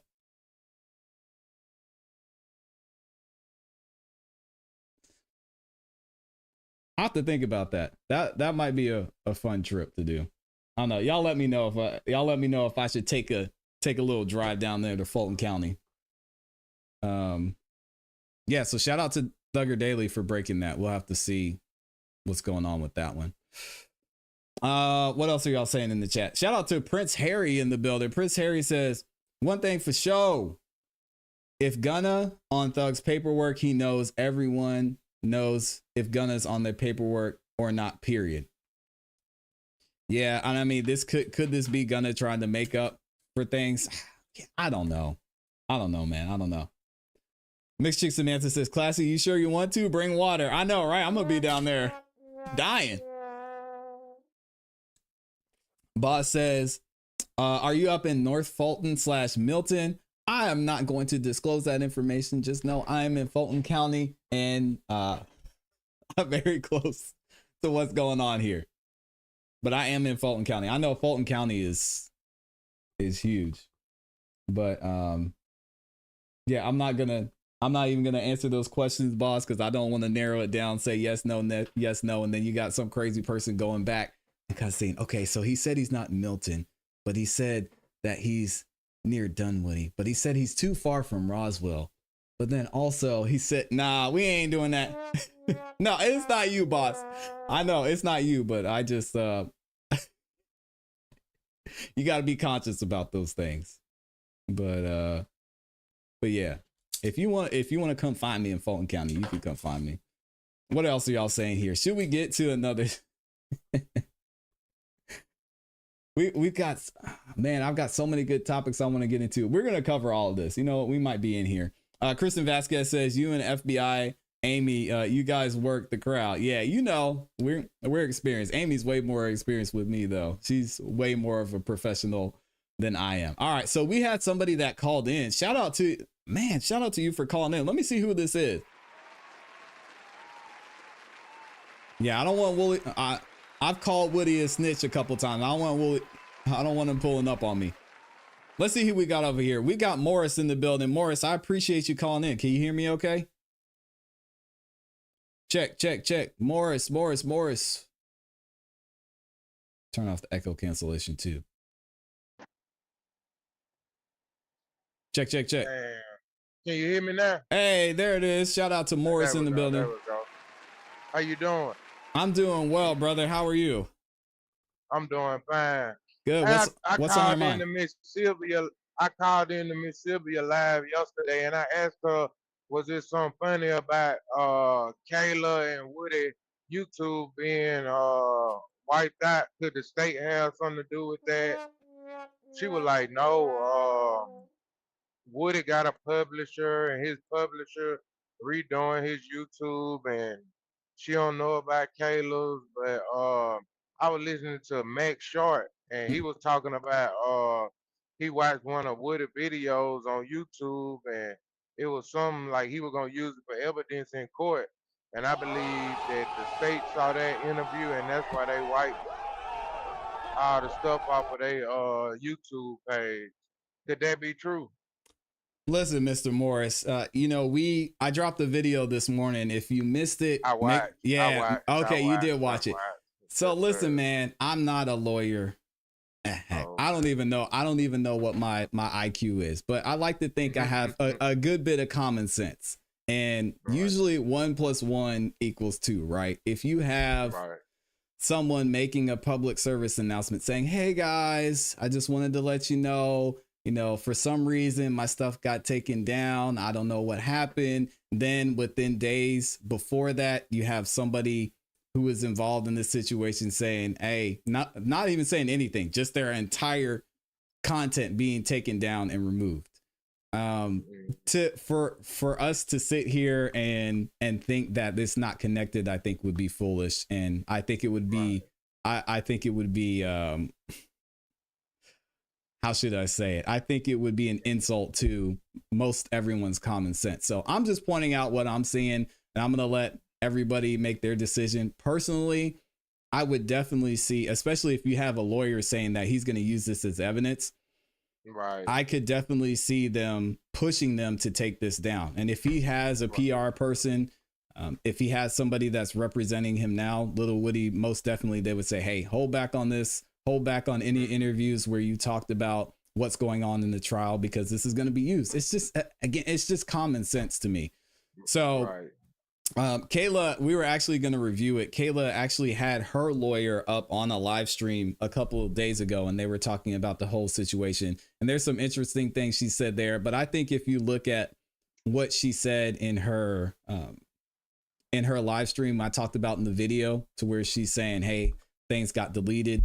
It's just something's not adding up to me. And I'm not saying she's lying. I'm just saying I don't think the whole truth is being told. And maybe now it's because they're seeing, okay, maybe we need to pull back a little bit and not give the prosecution any more ammo than they already have. So that's my take. Yeah, and that was my take on it too. And Miss Sylvia was like, she's a lawyer. She would be the first one to know that that's not true. YouTube. Yeah, I figured that too. Yeah, shout out to. They laughed at me yesterday when I said it. So yeah, shout out to. I feel better now that I ain't the only one that feel like that. No, shout out to infamous Sylvia. I think she's more involved, so she has to be more careful about some of the things you say. I don't know, and I haven't talked to any of them, so we're just observing over here. But yeah, it's just she's human. At the end of the day, she's human. She's new to this content game. And I even mentioned in one of the comments that I saw in the video I posted this morning about it, I said, hey, a lot of people, especially in this content game, they say you don't really want to have a viral moment like this early on, because there's so much that you have to handle. I mean, you see now Lil Woody you see now Lil Woody's just getting a PR person after he's done at least 6 interviews and done several live streams at this point. So you're still trying to figure things out. Even if you have counsel from a lawyer, you're probably not their only client. So they're probably not sitting there babysitting you and watching you. And Kayla, again, she's human. She is a person. She wants to have and has her own personal brand, which I'm happy for and I think is great.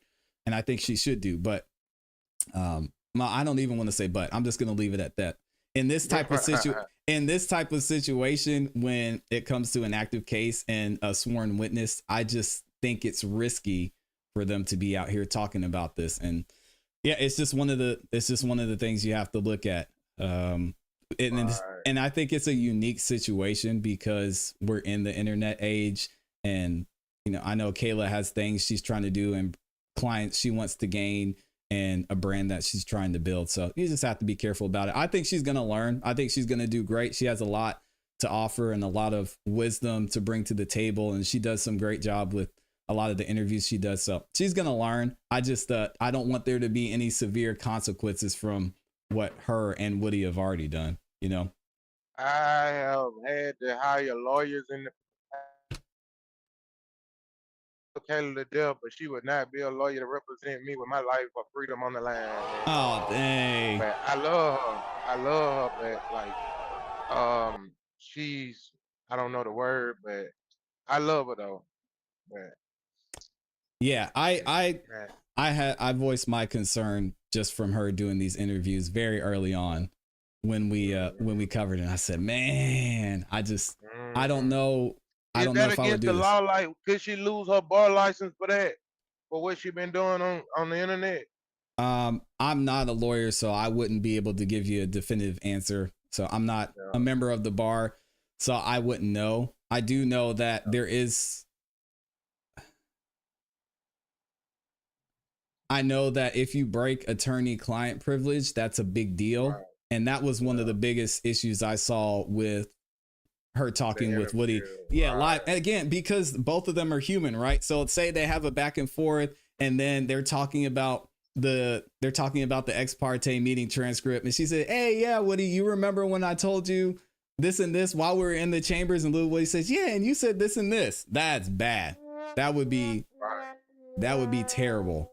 So I don't think that Kayla would do that, just like I said, because she's smart. But again, you're also human, and why would you take that risk just for 70,000 views on a YouTube video? It's beyond me. Right. But yeah, it is what it is, man. I'm with you on that. I'm with you on it, Morris. Though I think she is a great lawyer. I think she's good at what she does. But this, see, I hate saying "but" because I don't want to cancel everything I said. I think she's a great lawyer, and I think she's very good at what she does. I think in this type of situation, you just have to be very careful. That's all I'll say. Oh, good, man. I appreciate you, man. Keep making the videos. I watch every day. Hey, I appreciate you, Morris, man. That means a lot. Thank you for stopping by. And you can call in anytime, brother. I appreciate you. Yes, sir. All right, peace. Shout out to Mr. Morris for calling in, man. I love when y'all call in. It gets me so energized. I love talking to people and interacting with y'all and hearing what y'all think. And thank you for Morris for supporting and watching all the videos too. Speaking of support, man, hey, y'all get the likes up, man. I appreciate all 81 of y'all that like the video, but there's 400,000 people in here. Can we get 100 more likes? And then I'll leave y'all alone. I promise. All right, let's see what the chat is saying. K Cooper says the internet is wild. It's wild, man. You just don't know. And again, that's why I'm not out here I'm not going to make personal attacks against Kayla and Woody. Being on this side, I totally get it and I totally understand. You see an opportunity, people around you are telling you this is a great opportunity. You want to take the opportunity to push forward and create something for yourself. And I love that for both of them. You just have to be careful. That's all I say, What else are y'all saying in here?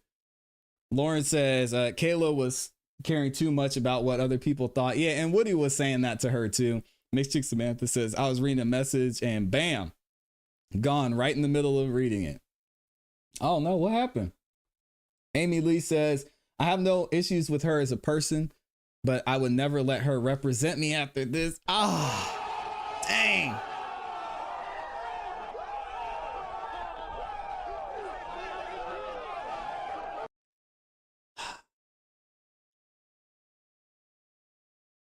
I think she'll be fine. I think she can regain whatever the public's perception of her is. I would be interested to see when it comes to professionally how people feel about it. If y'all go look in the comments of the video I dropped earlier, you can kind of get a little bit of an idea of how people are feeling, but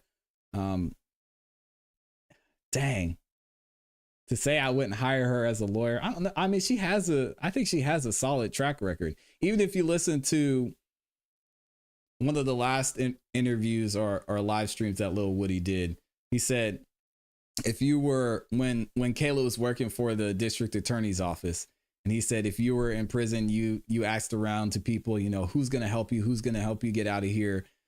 They said, talk to Kayla. You need to get Kayla. She's going to help you. She's going to take care of you. So, I get it. I don't know. That's a tough one. That's a tough one. K Cooper says she'll be fine. I think so. Roro says she also act like she can't talk, so imagine her before a judge. God dang, y'all. Okay, I'm not putting any more Kayla shots up here. Y'all gotta take it easy on Kayla, all right? She's human. Amy says she's been taking care of people all the way to the top. You gotta do what you gotta do. K Cooper says she has a good track record. She does. She has a good reputation for sure. Javier LaFleur says reasonable prosecutors are more valuable than great defense attorneys. Let me see. Did anybody else call in? All right, we've got a couple more things we're going to get to, and then we'll get out of here. Amy says, it's a possibility if her peer review finds her breaching conduct or breaking the standards they are sworn to hold. Yeah, also, I think someone could file a complaint as well, which the TLA talked about this, you know, bar complaints are bar complaints. So in something like this situation, they may look at things a little bit closer, especially if the complaint is well structured. But I don't think it'll come to that, and I really hope it doesn't. Mixed Chick Samantha says, I think she will be fine, but she's got to come back down to earth. She got caught up in the media and with this case and being the mole. Yeah, for sure. And I mean, we got to give Kayla her credit. This case might be going in a different direction if she hadn't talked and given the defense that information. So, hey, shout out to her.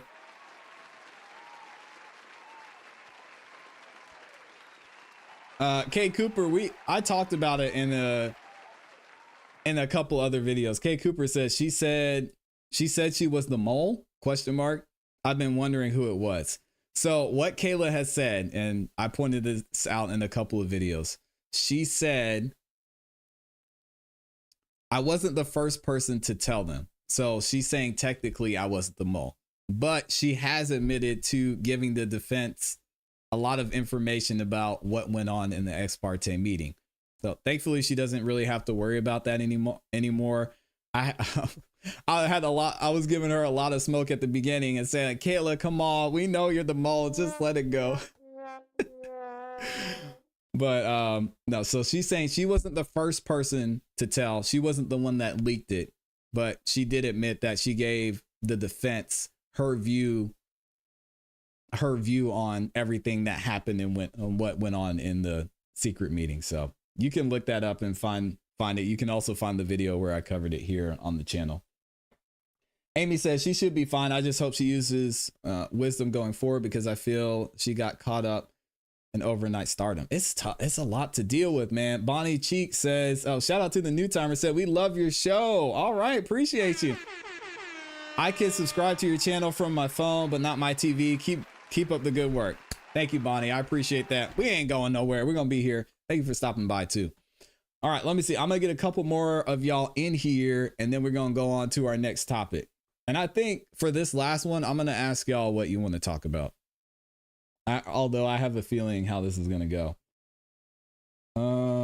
Let me see here. Lauren says probably the guards that were in the meeting. Like, what the hell is the judge doing in here? It could have been anybody. Some people were saying it was the court reporter. So I don't know if we'll ever know, to be honest. But we do know that Brian Steele was protecting Kayla, which I think is dope on his part. Kayla was the mole. I only say because she was lost. She was lost that day. Didn't know what to do. Yeah. Can you imagine the amount of pressure that she's in? It's a lot. Mixed Chick Samantha says, I don't know. She did, but she didn't. She said, I was the one that gave them all the information they needed. Yeah, she did it. Kay Cooper says, I think Melnick told Steele first about the meeting. Ooh. That would be interesting. I could see that happening. Goner Dang says, shout out to YSL Brian Steele for not outing her. Yeah, Brian Steele, that's the lawyer of the year right there. That dude, he was ready to go to prison with his client. He was in open court fighting the judge. He went all the way up to the Supreme Court, got a piece of paper and smacked Judge Glanville over his bald head with it. Brian Steele's a G. I don't care what anybody says. Shout out to Brian. We got to get Brian on the channel. Now, Brian, I don't know. We might not be at the place yet where we can get the honorable Brian Steele up here, but yeah, that dude he's a G. Amy says, I worked with Fulton County. I can't say everything I want. NDAs. What? Yep. I believe it. I believe it. Kay Cooper says, lawyer of the year, Steele.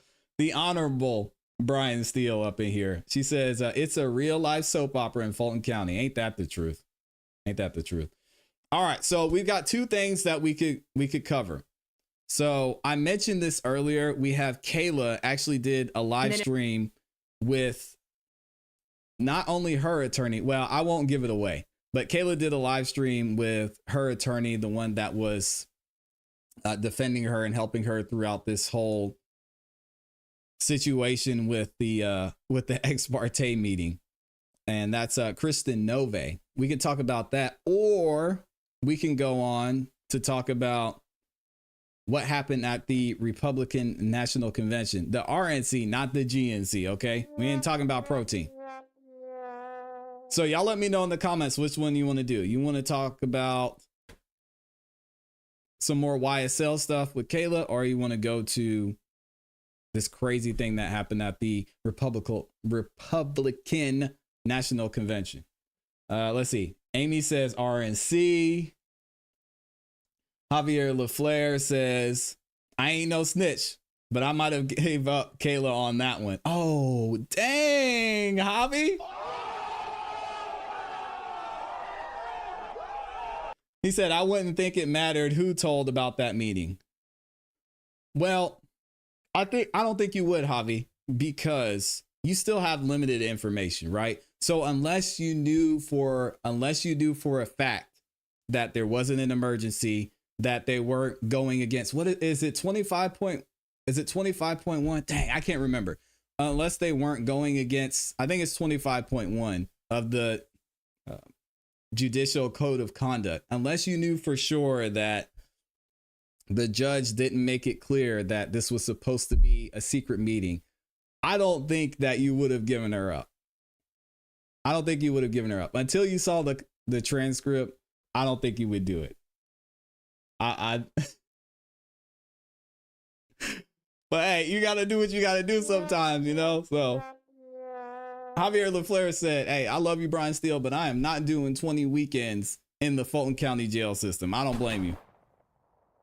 I do not blame you at all. All right, let me see. So y'all are saying RNC. Lauren says RNC, save YSL for tomorrow. Mixed Chick Samantha says anything but Kayla, please. All right. And again, if y'all want to call in, you know what to do. Hit the link in the description or in the pinned comment in the chat. Let's go ahead and get into it. Oh, man. We need to pray for our guy, Donald Trump, future President Donald Trump. President Donald Trump, if you don't like it, you can get out. there has been some crazy things happening surrounding everything that's been going on, not only after this failed assassination attempt on him, but most recently at the Republican National Convention. There is allegedly an armed man that was roaming around. He had some type of weapon. We don't know. It's being said he had a gun, possibly. It's being said he had knives, but he most definitely was wearing a ski mask and was roaming around the Republican National Convention. We're going to check out this article by Fox News, and then I have a couple of videos that I want y'all to see as well. So what is Fox News saying? They say armed man in ski mask arrested while approaching Republican National Convention perimeter in Milwaukee. And y'all know about Milwaukee. If you don't know, hey, shout out to Milwaukee. I'll let y'all do your own research. The suspect has been identified as Donnell Tinsley, 21, who faces a misdemeanor charge for carrying a concealed weapon near an RNC security zone. What? Dummy. A man armed with the AK-47 pistol. Oh, Lord. Now, I don't know if this is true or not. Fox, because I've heard a couple of things. I've heard knives and I've heard guns. So we'll just say it's a gun for now, but y'all just know that I haven't verified that it was a gun. All right. We're going to say gun just for the sake of the conversation. A man armed with the AK-47 pistol and wearing a ski mask was arrested on Monday, just blocks from where they were holding the Republican National Convention in Milwaukee. A federal law enforcement source confirmed to Fox News. Homeland Security investigators and police were conducting surveillance near the RNC perimeter when they noticed a suspicious man approaching. He was wearing a ski mask and carrying a tactical bag. Fox News sources confirmed. Inside the bag, police found a gun and a full magazine. His intentions were unclear. Come on, man. Thank God they stopped this guy and there wasn't another crook situation. Milwaukee police confirmed the incident to Fox News, saying a 21-year-old man, now identified as Donnell Tinsley, was arrested around 1 p.m. on Monday on the 1200 block of North 11th Street. Police said Tinsley does not have a concealed weapons license in Wisconsin or any other state. Yeah, there he is, man. Come on, brother. Why? Why, brother? Why? Oh, thank God they got him, though. The complaint stated that Homeland Security investigators, Special Agent, and Capitol Police were patrolling RNC Exterior Zone 1 on Monday when they spotted a man wearing black pants, a long-sleeve tan sweatshirt, black gloves. Oh, y'all, hold on. We got my screen's glitching over here. Sorry about that. The complaint stated that Homeland Security investigation, Special Agent, and U.S. Capitol Police were patrolling the RNC Exterior Zone 1 on Monday when they spotted a man wearing black pants, a long-sleeve sweatshirt, black gloves, a ski mask, and carrying a large black tactical bag. What?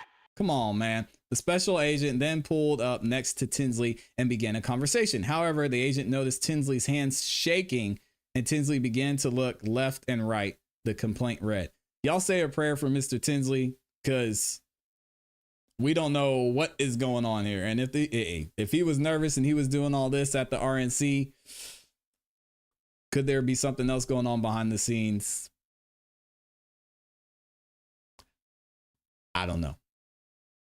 Let's look at this video. I'm going to show y'all this video of what happened. It's crazy up in here, man. I don't know what's going on. Here we go.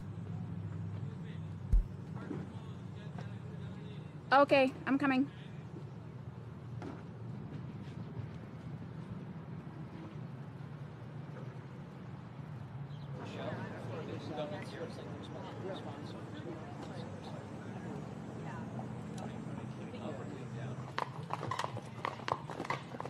So this is zone 1, as they say.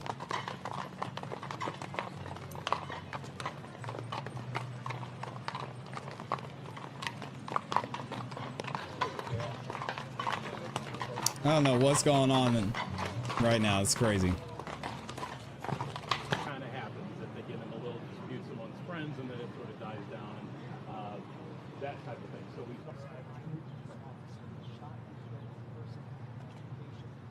And y'all can see this is where everything's going down. They're getting ready.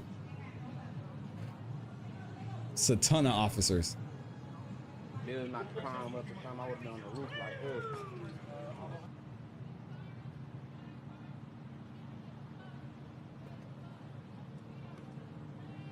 Just why? Why, man? I've got one more that I want y'all to look at.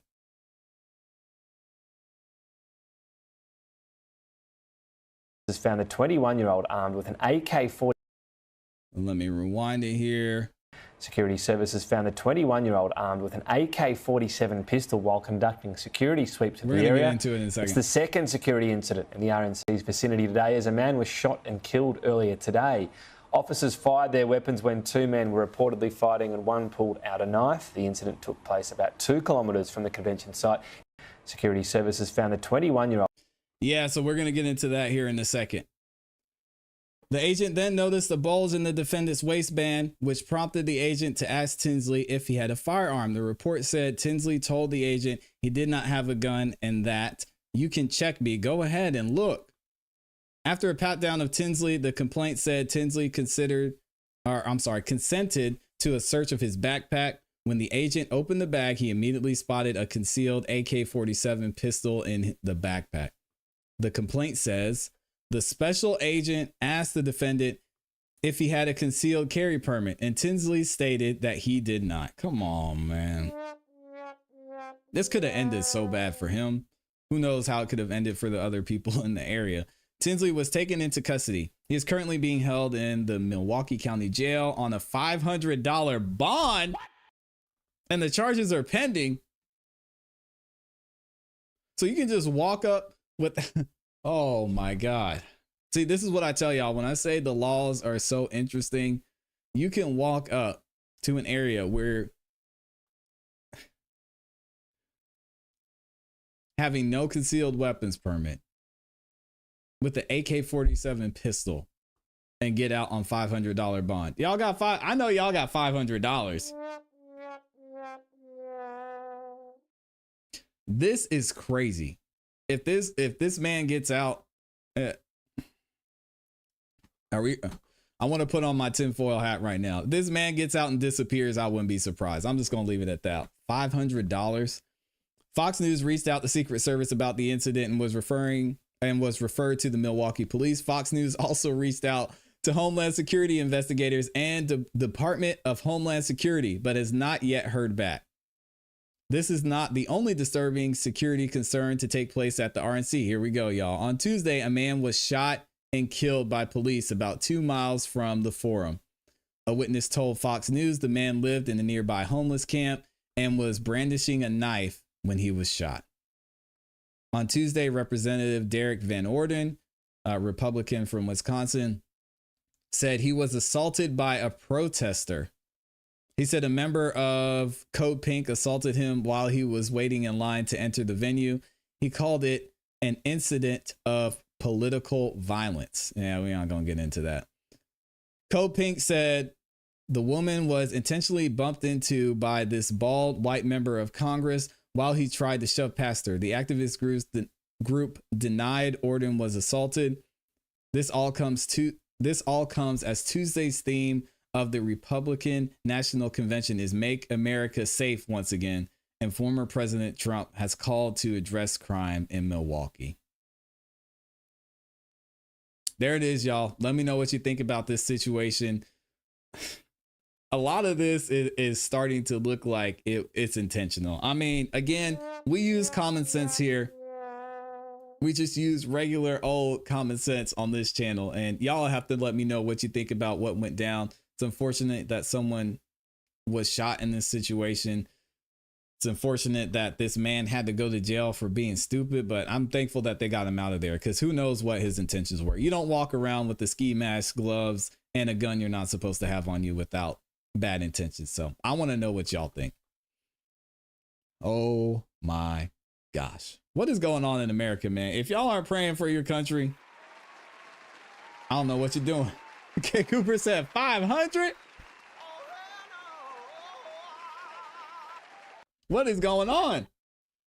Oh man. Amy says it sounds like they shot him. Yeah, these are two separate incidents. So y'all keep that in mind as well. Kristen Vasquez says Infamous Sylvia is going to have Sharts on tonight. Okay, that's dope. I will definitely be checking that out. Y'all go make sure you check out and subscribe to the Infamous Sylvia. We almost got 100 likes in here too. I appreciate y'all for liking the video. Javier LaFleur says, Mar, if your bond is 500, ain't you can't post it then. Oh Lord, what does Mar say? Oh my gosh, Mixed Chick Samantha said, did I hear wrong? But did that video say two men were arguing by the area? Yeah, we just covered that. Kristen Vasquez says they put security around the convention miles out. Just crazy. Yeah, blocks, several blocks out. What does Amy say? She says, but they didn't take out the threat at the rally beforehand, but then this? Well, there's a difference. There's a difference, Amy, because, oh, we got the 100 likes. There we go. Appreciate y'all. Thank y'all for liking the video, man. Can we get another 100 likes? I know we struggled. We struggled to get to those 100, but can we get 100 more before we end the show? Or y'all can like the video on your way out. I would appreciate it. Yeah, I mean, they only had 12 police officers on their force, so. I mean, get some bouncers from the strip club or something. Say, hey, y'all want to make some extra money? You just gotta see this building right here, this building over here. We don't have enough people to cover it. Just go stand out there. And if you see somebody walking up to the building, just radio in, let us know and say, hey man, you get out of here. You got to go. I have a hilarious skit that I saw by somebody who talked about the Secret Service. I don't know. Some of y'all may have seen it. I think it's a little bit too soon to joke about it just yet, but this skit I saw about Secret Service was absolutely hilarious. I'll give it a little bit more time because, again, there was a man whose life was lost during this time, and I want to be sensitive to that and sensitive to his family, but I'll show that to y'all at some point. Let's see. The likes are looking better. Boss says the guy spent his last 500 on an AR. I don't get it. Lauren Robinson says it should be 400. Thanks for getting me through my workday. Oh yeah, shout out to Lauren. I appreciate you for tapping in. We're not going anywhere, Lauren. We're going to be back here every weekday at 11:30 a.m. Eastern Standard Time. So if y'all haven't yet, make sure you subscribe and hit the notification bell so you don't miss any time we go live or drop a new video. We're actually dropping another video this afternoon for you guys as well. All right. Amy says, I know there's a difference, but come on. I mean, yeah, I would have volunteered. I'll be like, yeah, man, I get to do security at the rally. I got you. They should have brought officers in from another county or had Secret Service, etc. Like, this is crazy. Again, this is one of those games. I know, Amy, I know you play sports. Any of y'all that play sports, you just have those games to where you just got to throw it away. Say, hey, man, we got killed. We lost by 40 points. We just have to do what we're supposed to do. We just have to do our job, and this won't happen. And this is one of those situations. Unfortunately, it's not a basketball game, and a man lost his life. Several people were shot and injured, and who knows the trauma that's going to happen from this, from even some of the bystanders who were around Corey as he was sitting there bleeding out. So I don't know how you rectify this situation. Mixed Chick Samantha says, but the bystanders were yelling it. So is it really that different? No. They would have said, yeah, guys, I know this is weird, but there's a guy walking around here, over. Yeah, what is he doing? I don't know. He's kind of funny looking. He looks a little stressed out. Oh, actually, no, he's got a device in his hand. He's looking towards the president. Over. Well, yeah, he should be fine. We'll just let him go. It's not a big deal. I mean, they just didn't do their job. Plain and simple. I don't know how you have that big of a breakdown in communication.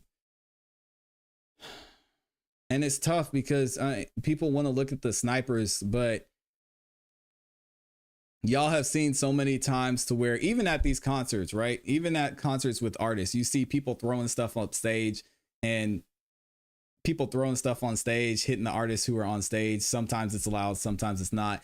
You see in situations like this where people run up stage or they run to the president just trying to give him a hug or something. They're willing to risk their lives to do stuff like that. And they've been embraced and it's been okay. So it's really this huge gray area of, I mean, should the snipers have taken him down or shot him without a direct order? Because you don't want to be responsible for that. What if it's just somebody climbing up there who has an American flag in their hand, right? And they're going to stand up and start waving it, and then you shoot them and they die.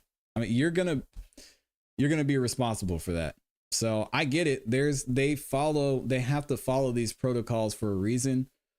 But I mean, at the same time, they could have been way more prepared. We've got more news we're going to talk about this in the coming days, because I know there's going to be more information that comes out, but y'all stay tuned. All right. Boss says, Lawyer Love is at least 6'4". She could do. She is not 6'4". All right. She's tall, but she's not that tall. I've stood next to her in person. She's not that tall. Boss said, did you see Kai, Trump's granddaughter's speech? Trump be like, no, I'm not crying. You're crying. I heard about it and I saw the clips this morning. I didn't watch it. But I'll definitely go back in and watch it. Kristen Vasquez says they have officers from was that Michigan, New York, and more. And then Boss also lastly says Trump sneaks his grandkids candy and sodas when their parents aren't watching. Yeah, shout out to their grandparents, man. That's elite grandparent behavior right there. He's doing it right.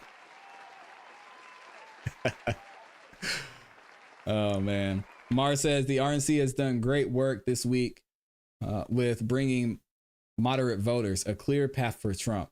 Man, if y'all, I don't care what side you're on, if y'all go listen to some of the speeches at the Republican National Convention, there's some powerful stuff being said. Take that for what you will. I think even if you're not voting for Trump, it's definitely something that you should listen to. Mixed Chick Samantha said, unfortunately, all there is now is what ifs. The damage has been done. Prayers up for the family of Corey. Yep. Classic great radio acting too. Boss says, not sure what Biden sneaks his grandkids.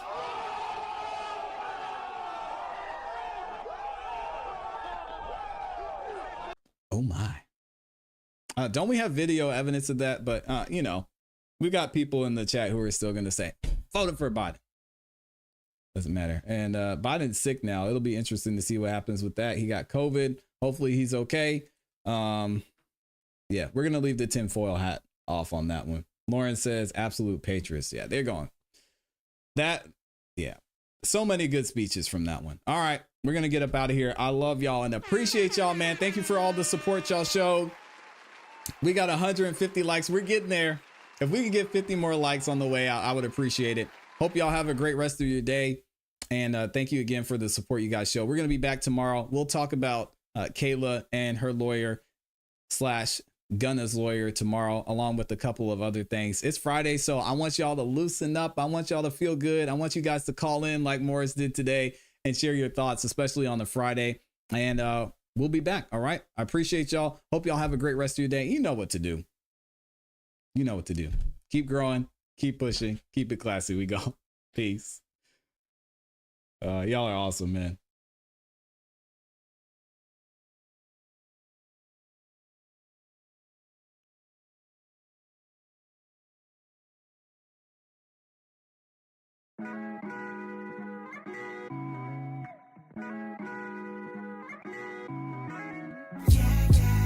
We're real strong people. Yeah, yeah. We can do anything. Yeah, yeah. We can't be worried about what they say. My brother, my sister, just believe in yourself. Believe in your skin. Believe in your health. Believe in yourself. Believe in your talk. Believe in your walk. Believe in yourself. Believe in your skin. Believe in your health. Believe in yourself.